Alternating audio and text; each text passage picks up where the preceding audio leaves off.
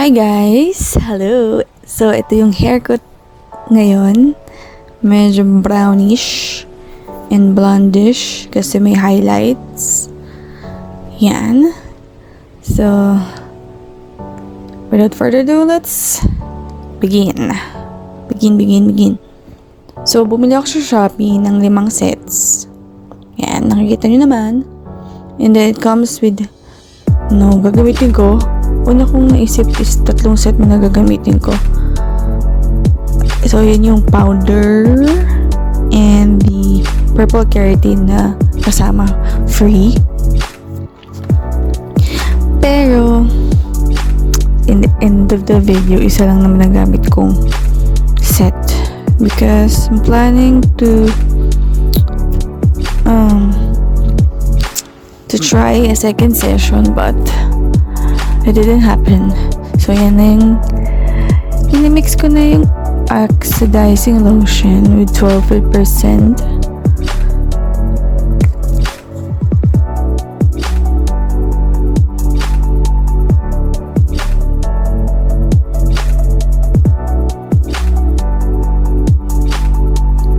Ang gagamitin ko yung this from Zen Nutrients na Argan Balm. So, hahaluan ko din ng virgin coconut oil yung mixture.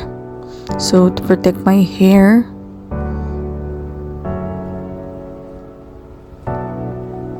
Ayan, halo-halo lang.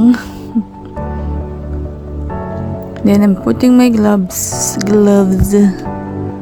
Galing yan sa pangkulay na kasama, pero ibang brand. So, tinry ko muna yung lower part. Wait. Yung likod na part. So, I'm trying to put first sa ends. Siyempre, dapat sa end muna. Huwag mong lalagay sa roots. Ano yan?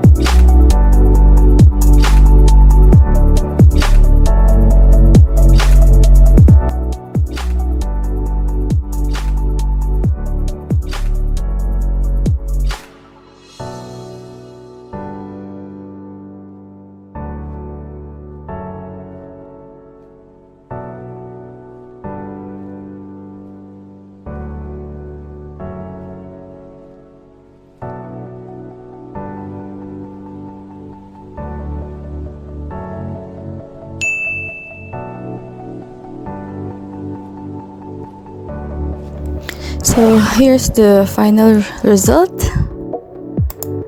In one session. First session.